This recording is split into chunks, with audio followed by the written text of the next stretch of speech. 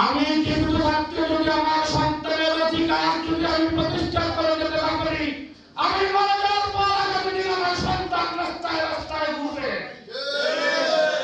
এখানে অনেক কাজী সাহেবদের সন্তানরা আছেন, বছরের পর বছর হয়ে গেছে, বিভিন্ন ভাবে তারা হয়রানি হচ্ছে, ভোগান্তির শিকার, তাদের এখন পর্যন্ত তারা বিদ্যালয় টিচার হিসাবে নিয়োগ পায় নাই। তাই আমি সরকারের কাছে আহ্বান জানাবো, বর্তমানে বিধান রয়েছে কাজী সাহেবের ছেলের যোগ্যতা থাকলে কাজী হবে, এই বিধানের কাজ হবে না, সরাসরি আইনে পরিণত করতে হবে। আমার সন্তানকে কাজী হিসাবে সরাসরি নিয়োগ দিতে হবে। কর্তন বলি হয়ে গেল। এই বাংলার মানুষ তারা জানে, তারা বুঝে অধিকার কিভাবে প্রতিষ্ঠা করতে হয়। আমরা ৭১ শিখেছি, ৯০ শিখেছি, ২৪ দেখেছি কিভাবে অধিকার প্রতিষ্ঠা করতে হয়। অন্যায় অত্যাচার করে কেউ টিকে থাকতে পারে না। দেশের সবাই আমরা চেয়েছিলাম শেখ হাসিনার পদত্যাগ, চাই নাই? তাদের পাপের পাল্লা এত ভারী হয়েছিল, আল্লাহর আরশ থেকে বলতে তার পদত্যাগ হবে না, সাথে দেশ ত্যাগ করতে হবে। এই হয়েছে। আলেম ওলামাদের মনে কষ্ট দিয়ে কেউ সুখে থাকতে পারে না, সুখে থেকেছে এমন কোন ইতিহাস নেই। আমি সরকারকে আহ্বান করব, একটু বোঝার চেষ্টা করুন। আমরা গোল দিয়ে পিঁপড়া আমার ইতিহাস শুনেছি, শুনি নাই? একটু গোল লাগিয়ে দিয়েছে, পিঁপড়া আসছে, পিঁপড়া খাওয়ার জন্য টিকটিকি আসছে, টিকটিকি খাওয়ার জন্য ইঁদুর আসছে, ইঁদুর খাওয়ার জন্য বিড়াল আসছে। তারপরে কি হয়েছে ঘটনা? সব কিছু ছিন্ন বিচ্ছিন্ন হয়ে গেছে। আজকে একটি ষড়যন্ত্রকারী গ্রুপ এই সরকারকে বিপদে ফেলানোর জন্য আলেমদের ভিতরে ঢুকেছে। সব আলেম তো ভাই আলেম না, কিছু ইসরায়েলি আলেমও আছে, কিন্তু সব দেশেই আছে। আমি বলবো, যারা আমার অধিকার কেড়ে নিতে চায়, যারা আমার প্লেটের ভাত কেড়ে নিতে চায়, যারা আমার রিজিক কেড়ে নিতে চায়, এরা ইসরায়েলি আলেম, এরা মুসলিম হতে পারে না। আপনি একজন মুসলিমের অধিকার, একজন মুসলিমের দিদি, একজন মুসলিম কেড়ে নিতে পারে না। যার হাত থেকে, যার মগজ থেকে অন্য মুসলিমরা নিরাপদ নয়, সে মুসলিম হতে পারে না। যেটা বলতেছিলাম, সরকারকে বিপদে ফেলানোর জন্য একটি গভীর ষড়যন্ত্র চলছে, এটা সরকারকে বুঝতে হবে। ষড়যন্ত্রটা হলো কি? আলেম সম্প্রদায় একদম তৃণমূল পর্যন্ত দেশের সাধারণ মানুষের সাথে তারা মিশে আছে। একজন কাজী সাহেবের ঘরে, প্রত্যেক কাজী সাহেবের ঘরে আল্লাহর মতো ২-১ আলেম সন্তান আছে। কেউ মসজিদ ইমামতি করে, কেউ মুহাদ্দিস, কেউ মুফতি, কেউ শিক্ষকতা করে, কেউ মক্তবে লেখাপড়া করায়।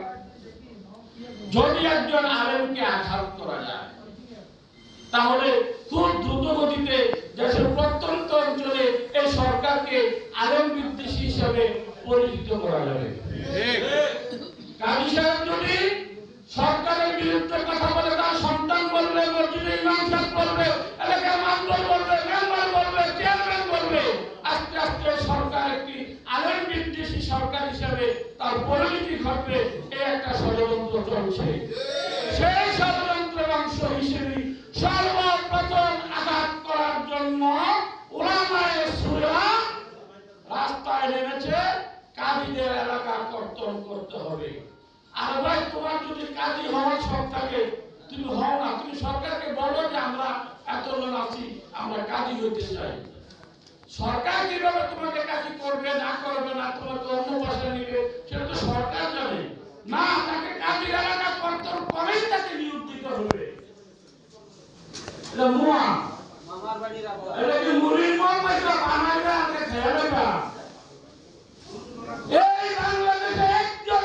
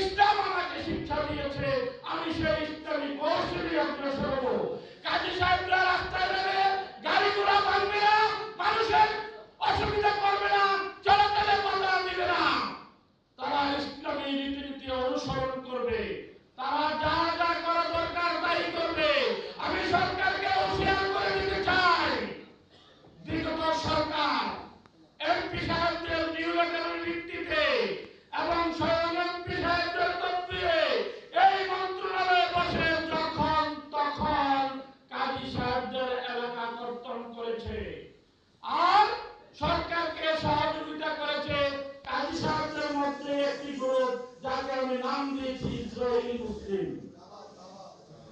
সেই দালাল চক্র আবারও সক্রিয় হয়েছে। অস্থায়ী নিয়োগ চালু করার জন্য তারা মন্ত্রণালয়ে আবেদন করেছে।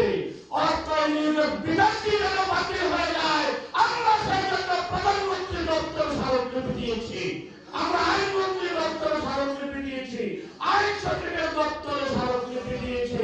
আমাদেরকে ঐক্যবদ্ধ থাকতে হবে। যখনই ডাকা হয় ঢাকায় চলে আসতে হবে। কোন অস্থায়ী নিয়োগ দেওয়া চলবে না, কারো এলাকা কর্তন করা চলবে না। কাজী সাহেবদেরকে বিভিন্ন ভাবে হয়রানি করে, বিভিন্ন ভাবে ভোগান্তি সৃষ্টি করে, একজন বলে তুমি মামলা করো, আরেকজন বলে তুমি আমার কাছে আসো। এরা এই দুটি পক্ষ নেয়। একজন কাজী সাহেবের ছেলের পক্ষ নিয়েছে, একজন কাজী সাহেবের ছেলের বিপক্ষ নিয়েছে। নিয়ে তারা একই টেবিলে বসে কিন্তু তাদের টাকার ভাগ বাটোয়ারা করে। এই কাজী সমাজে কোনো দালাল থাকবে না। আমরা দালাল মুক্ত কাজী সমাজ গড়ে তুলতে হবে। যেখানে দালাল থাকবে সেইখানে প্রতিরোধ করে তুলতে হবে। আল্লাহর রহমতে, আল্লাহর কসম খেয়ে বলছি, আমি কাজী সাহেবের মৃত্যুর ভয় করি না, দুনিয়ার কোনো কিছুকে ভয় করি না, একমাত্র আল্লাহর কাছে না। এই কাজী সাহেবকে নিকায় রেজিস্ট্রারের খেদমতে আল্লাহর নামে সঁপে দিয়েছি। যতদিন পর্যন্ত নিকায় রেজিস্ট্রারের অধিকার প্রতিষ্ঠা না হবে, তাদের অধিকার সুরক্ষা না হবে, অধিকারটা সুরক্ষা নিশ্চিত না হবে, ততদিন পর্যন্ত আন্দোলন চলবে।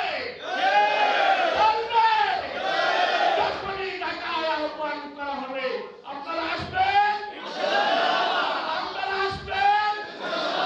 বলেন আমরা ওয়াদা করছি যে আমাদের অধিকার সুরক্ষার জন্য যখনই ডক্টর এস এম কাদের কিবরিয়া, জনাব মুজাম্মেল হুসাইন, জনাব সৈয়দ মোহাম্মদ আবু সাইদ ভাই ঢাকায় আহ্বান করবে, আমরা আসতে প্রস্তুত আছি ইনশাআল্লাহ। আল্লাহ আমার কাজী সাহেবকে আপনি কবুল করেন। আল্লাহ কাজী সাহেবের অধিকার আপনি সুরক্ষা করেন বাবা। আল্লাহ আমার কাজী ভাইয়ের সন্তানরা আল্লাহ এতিমের মতো রাস্তায় রাস্তায় ঘুরে, আল্লাহ আমার কাজী ভাইয়ের সন্তানদেরকে আপনি হেফাজত করেন। আল্লাহ আমার কাজী সন্তানরা যারা এতিম হয়ে রাস্তায় ঘুরতেছে, আল্লাহ আল্লাহ আমার এই সন্তানদেরকে, আমাদের সন্তান, আমরা আপনার কাছে ফরিয়াদ করছি, আমার কাজী সাহেবের সন্তানদেরকে, এতিম সন্তানদেরকে আপনি রিজিকের ব্যবস্থা করেন। আল্লাহ কাজী সাহেবের সন্তানদেরকে আপনি একটা সুস্থ ফায়সালা করে দেন। আল্লাহ আমাদের এই কাজী সাহেব যারা আছি এবং সমগ্র বাংলাদেশে যারা আছি, সমস্ত কাজী সাহেবদেরকে আপনি হেফাজত করেন। আল্লাহ আপনি ছাড়া আমাদের কেউ হেফাজতকারী নাই। ইয়া আল্লাহ আলেমুল ওলামারা নরম মানুষ, ইয়া আল্লাহ আলেমুল ওলামারা অত্যন্ত দুর্বল মানুষ, তারা মানুষের কাছে ভিক্ষাও করতে পারবে না। তাদের কাজীগিরি যদি চলে যায়, এলাকা যদি কমে যায়, তারা কি খাবে? তাদের সন্তানদেরকে